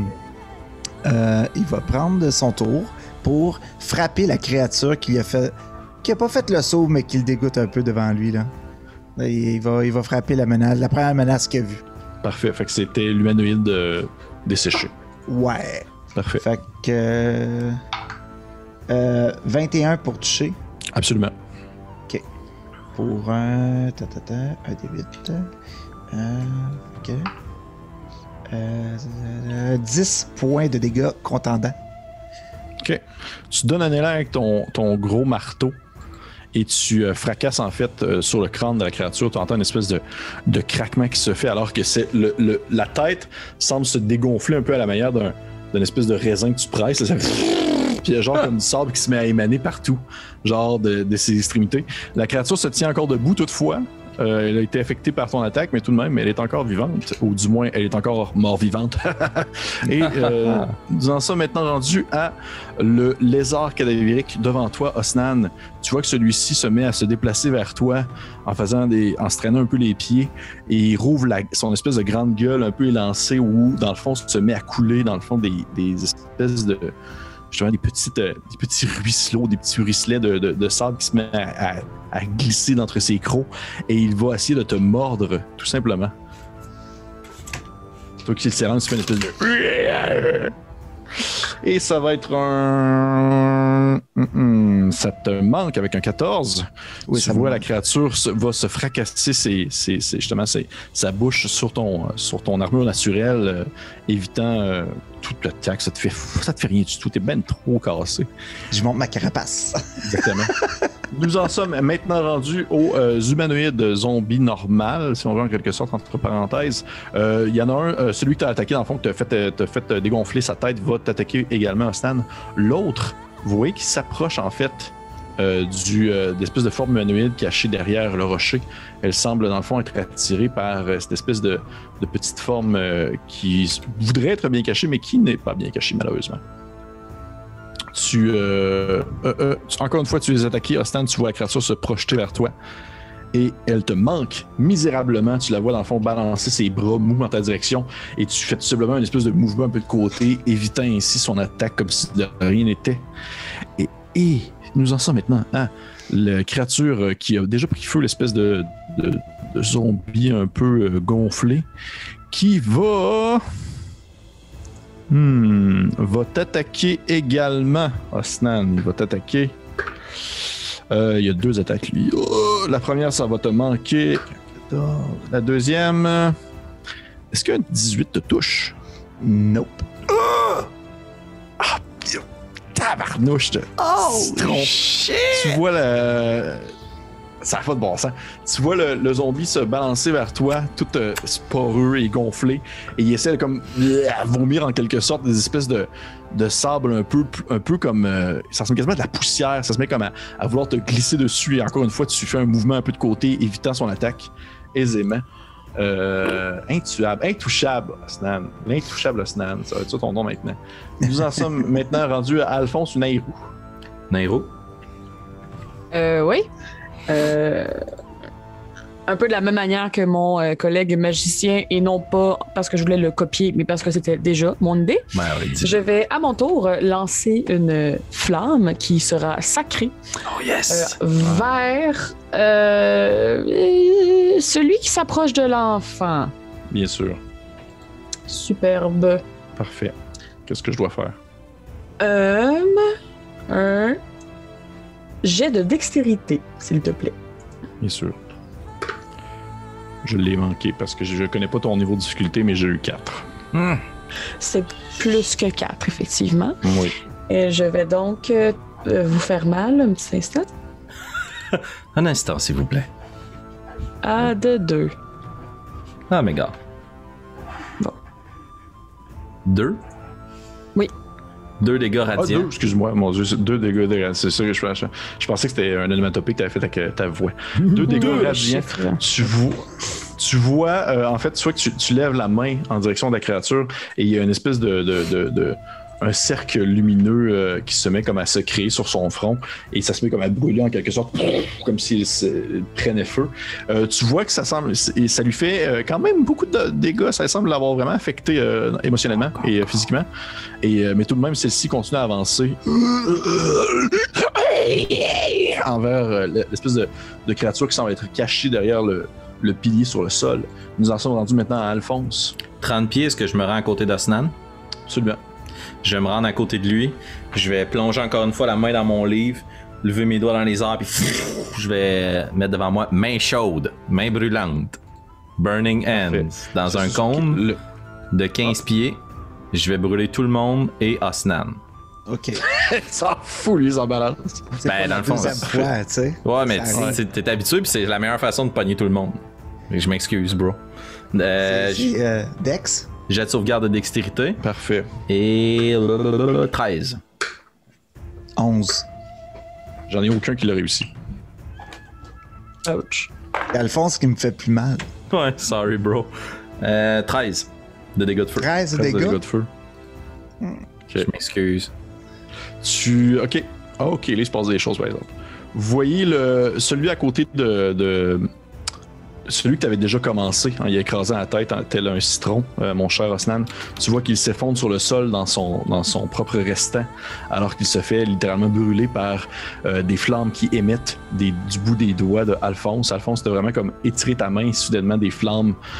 Du bout des doigts, ça semble être comme justement un peu bleuté, comme tu sais, des flammes qui sont hyper chaudes, mais vraiment, alors que ça s'éloigne, ça devient comme plus rougeâtre et ça l'embrasse toute créature dans cette zone-là, illuminant par le fait même la pièce. Vous voyez que l'espèce de l'homme lézard zombie également demeure tout de même debout alors qu'il est embrasé lui également.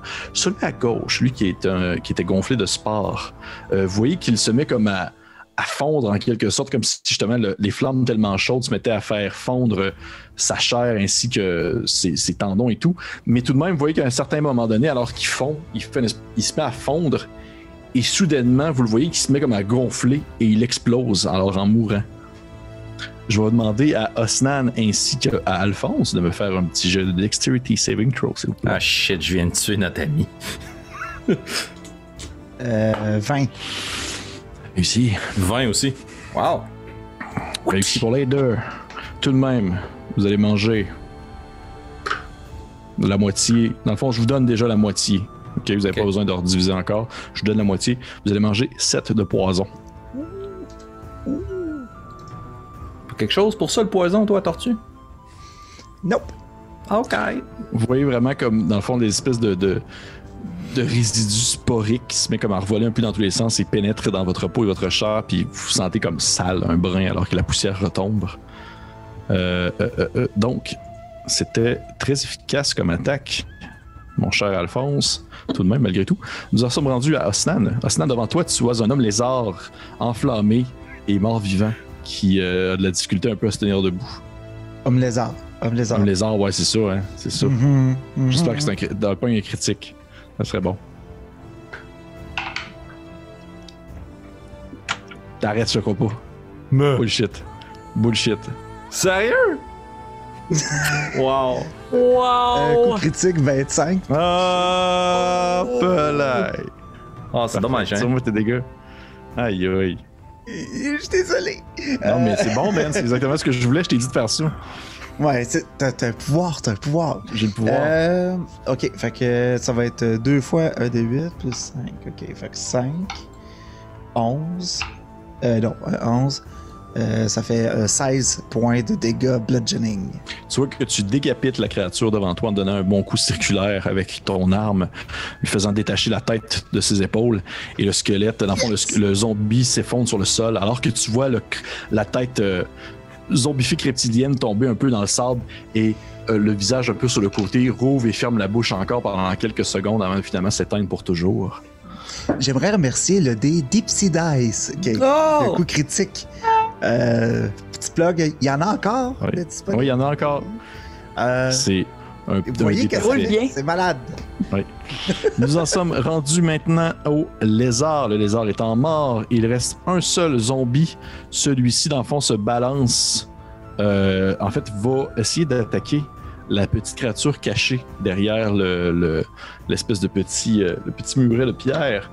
Et elle va manquer. Vous voyez la petite créature qui fait comme une espèce de petit roulé-boulé, une espèce de petite roulade, évitant l'attaque. Et toi, tu la vois très bien, Nairou, tu la vois très bien, cette espèce de petite créature chitineuse, insectoïde, avec des petites antennes, puis une petite bouche un peu ouverte avec des petites mandibules.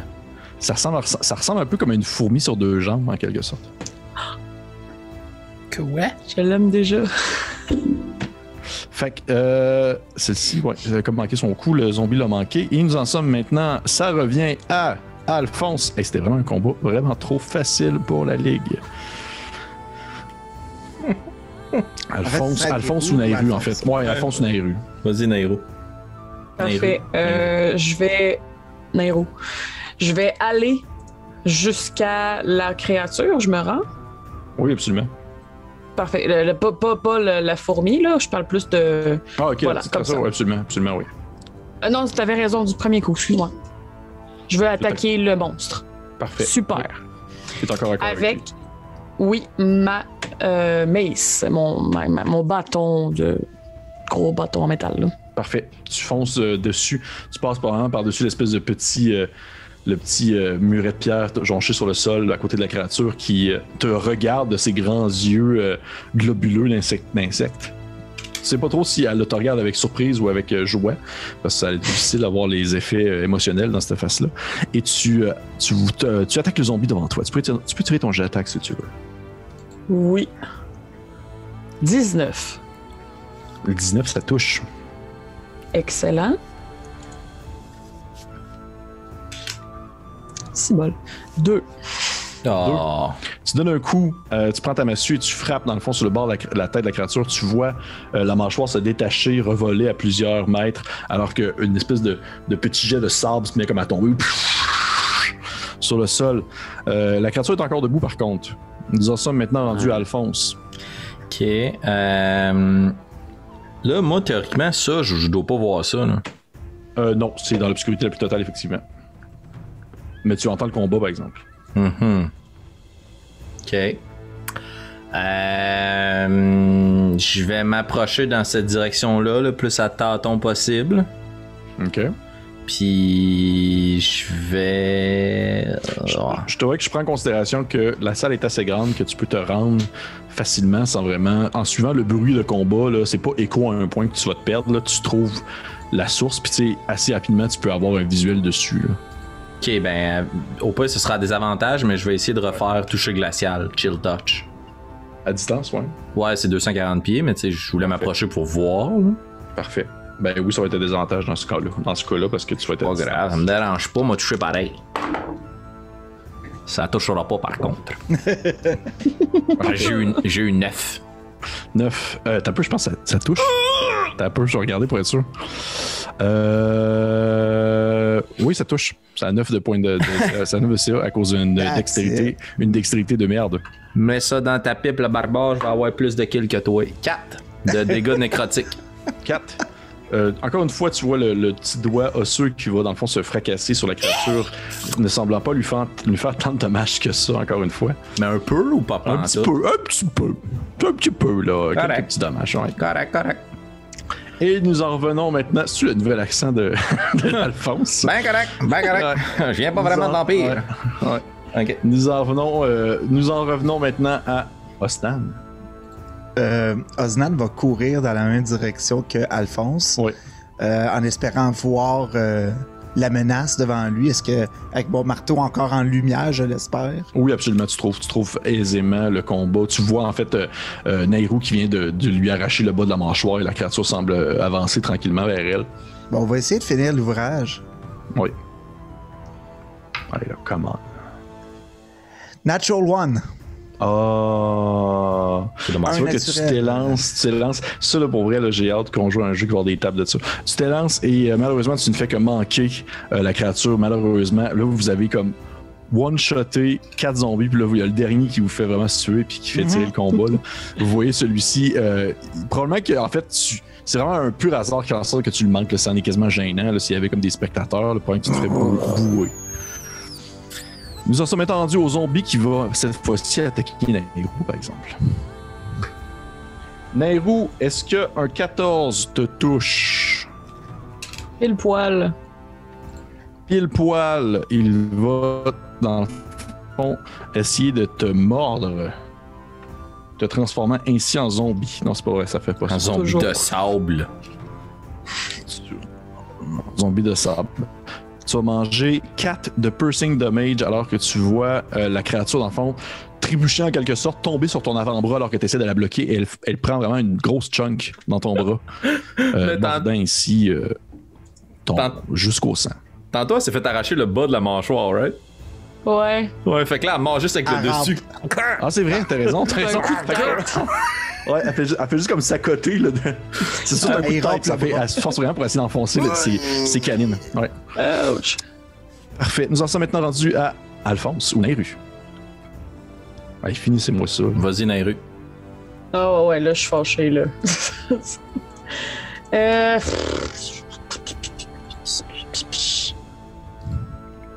Ouais. Je suis pas celle qui va finir le combat, pas parce que je ne suis pas capable, mais parce que c'est pas dans ma nature de tuer. Mais ce que je vais faire, ça va être hold person et paralyser le zombie. Oh! Pour qu'il cesse d'attaquer. Okay. Ainsi, j'aimerais que ce zombie fasse un jet de wisdom. Bien sûr. Un zombie avec peut-être beaucoup de sagesse. C'était le plus sage, la gang. C'est sûr que tu pointes ta main vers lui alors que il y a probablement que tu sors de tes poches un espèce de petit symbole métallique de ton dieu et ce symbole-ci se met comme à clinguer d'un petit son strident qui vibre jusqu'au zombie. Tu le vois dans le fond arrêter pendant quelques secondes puis il recommence à marcher. Ah ben! Ça me semble pas l'avoir affecté. Bon. Malheureusement. Petit sapristi. Nous en sommes maintenant rendus à Alphonse contre ce boss zombie.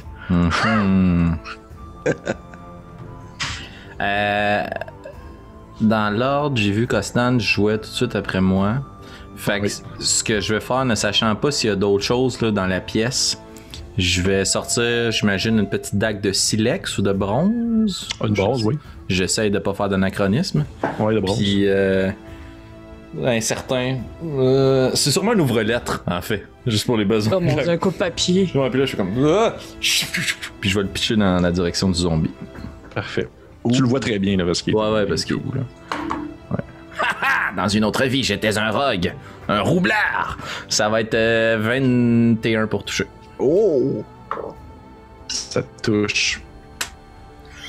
5 points de dégâts perçants. Sur un des 4, on se souvient. Ouais, c'est parfait. Vous voyez le petit ouais, c'est ça. Vous voyez le petit ouvre-lettre qui va se figer directement dans le crâne du zombie en faisant un petit arrêtant vraiment au niveau de son crâne.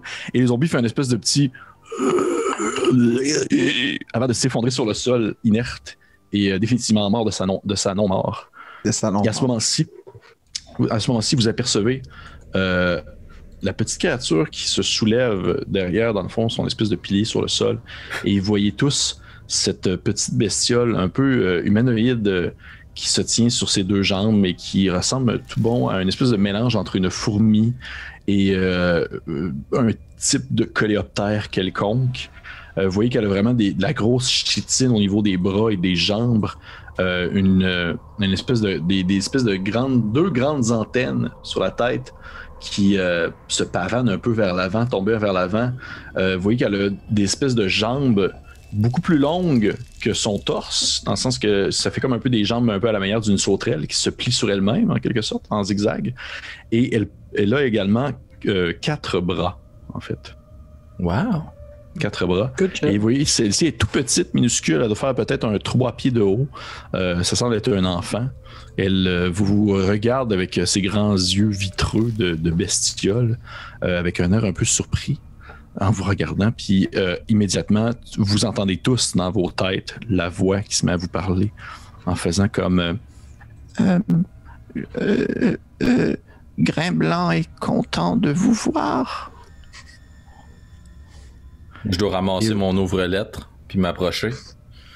Et tu vas y planter dans la tête, Non, j'imagine. Alors... J'imagine que Nairo me stoppe, là. Ouais. Oh mon Dieu, avant que tu aies ramassé l'ouvre-lettre, c'est sûr que je t'ai arrêté puis que je me suis mis à 4 pattes devant cet être adorable puis que je le tiens parce qu'il pourrait être ses plus hautes épaules. Ouais. Puis j'y fais genre... Est-ce que ça va? Est-ce que vous êtes blessé? Vous devez m'aider à trouver mes parents. Là-bas, loin. Puis vous voyez qu'il lève comme une de ses pattes insectoïdes en direction d'un des couloirs obscurs qui s'étend à l'infini. Là. Dans l'ombre, nous vivons cachés. Nous, les tricrines. Oh yes. Et on va arrêter la game là-dessus. Non! Oui! Ben oui, Grain Blanc de tricrine. Oh my god! Un tricrine, pour les personnes qui sont fans de Dark Sun, vous savez c'est quoi cette bestiole-là. C'est quand même plutôt rare ailleurs. Mais moi, je voulais plugger ça dans mon monde parce que je trouvais que ça fitait bien dans le contexte désertique. Qu'est-ce que c'est ça? T'as jamais vu ça? Non, moi, je lance des ouvrelettes, là. C'est ça ma spécialité, je lâche les sorts. Parfait. Hey, encore une fois, merci tout le monde d'avoir écouté ce 4e épisode qui a été en bonne partie aussi une bonne discussion sur la marche à suivre, qu'est-ce qui semblait ensuite, et aussi une diarrhée verbale de la part d'Albert qui vous a expliqué plein d'affaires sur l'endroit, mais aussi un petit combat bien savoureux avec des zombies qui était beaucoup trop facile à mon goût. Je vais me rattraper la prochaine fois. Sur ce, je vous remercie encore mes fidèles joueurs. Je remercie encore beaucoup les personnes qui nous écoutent. N'oubliez pas, c'est vous qui construisez l'histoire qu'on vous raconte. Et sur ce, je vous souhaite bonne fin de soirée. Bye. Bye.